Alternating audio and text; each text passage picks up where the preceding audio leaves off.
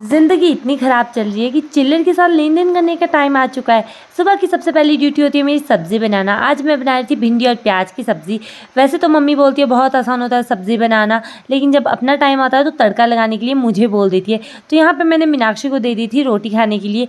वैसे तो स्कूल जाने का टाइम हो रहा है, लेकिन ये 2 महारानियाँ साइकिल लेके निकल चुकी है साइकिल चलाने के लिए। बिना पैसे के ये स्कूल जाए ऐसे तो हो नहीं सकता है। ज़िंदगी ऐसी चल रही है कि चिल्लर के साथ लेन-देन करना पड़ रहा है, पर चलो कुछ नहीं है, चिल्लर के साथ ये तो खुश हो रही है। जाते-जाते यहाँ पे मम्मी को राज़ी कर रही थी, पता नहीं कितने दिन इनका ये अटूट प्रेम चलने वाला है।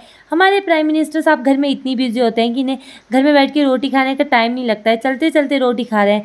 यहाँ से इनके ड्रामे चालू ना ऐसा हो नहीं सकता है। मम्मी को आवाज़ लगा रही है कि मम्मी सामने आ जाओ, सामने आ जाओ, और बुला किस लिए रही थी? बाय करने के लिए। वाह! क्या कार्टून है। तो ये मैडम अपना सामान घर पे ही भूल गई थी, और भूला भी ऐसा सामान था जिसके बिना इसे सांस ही नहीं आती है। थोड़ी देर बाद मम्मी भी रेडी होकर निकल चुके थे घर से गाय देखने के लिए।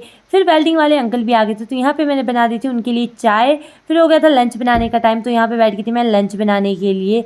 और हमारी कप्पू महारानी का पानी पीने का टाइम भी हो गया था, तो यहाँ पे आ गई थी मैं इसको पानी पिलाने के लिए। और आज इसने मुझे इतना भगाया ना, ऊपर जाने की जगह नीचे जा रही थी, बड़ी मुश्किल से मैं उसको ऊपर लेके आई हूँ।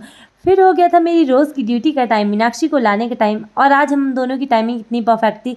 मैं भी नीचे आ रही थी और यहाँ से ये ऊपर आ रही थी, लेकिन मुझे दुकान से कुछ सामान लाना था तो मैं नीचे चली गई थी। तो यहाँ पे इसने मेरे सामान के साथ चीज़ी भी ले ली। अपनी चीज़ी के साथ मेरी चीज़ी के ऊपर भी अपना ही हक जमा रही थी। और ये आज पता नहीं किसका दिल लेके आ गई।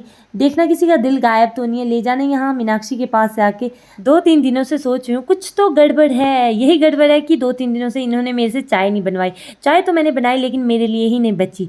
और यहाँ पे आते ही गिट्टू मैडम मेरे पैरों के साथ चिपक गई, और देखो कैसे चुड़ैलों जैसे हंस रही है।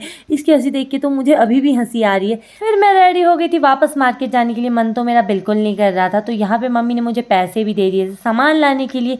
जैसे ही मार्केट पहुंचे तो यहाँ पे रोड की कंडीशन वैसी है, मुझे लगा धूप के साथ थोड़ा तो अच्छा हुआ होगा, लेकिन अच्छे की जगह ये और ज़्यादा ख़राब हो जाता है। जिस शॉप से मुझे सामान लेना था वहाँ पे अंकल नहीं थे। थोड़ी देर वेट करने के बाद अंकल तो आ गए, लेकिन जो सामान मुझे लेना था वो मिला नहीं। तो यहाँ ऊपर आके मैंने थोड़ी बहुत सब्ज़ी ली, और सब्ज़ी लेने के बाद मैं आ गई थी वापस घर। इन दोनों का प्रेम देख के तो मेरी आंखों में आंसू आ रहे हैं। कभी तो ऐसे कुत्ती बिल्लियों की तरह लड़ती है ये ना। पहले तो मुझे चाय नसीब नहीं हुई थी, लेकिन अब तो फाइनली हो गई। लगता है इसे लड़े बिना बिल्कुल चैन नहीं है। कभी गित्तू के साथ लड़ती है, कभी मेरे साथ।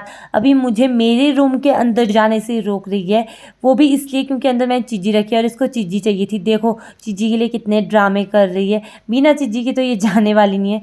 तो यहाँ पे मैं एक आइसक्रीम लेके आई थी, तो मैंने इसको आइसक्रीम दे दी, और आइसक्रीम लेने के बाद इसका रिएक्शन देखो, कितनी खुश है ये अब।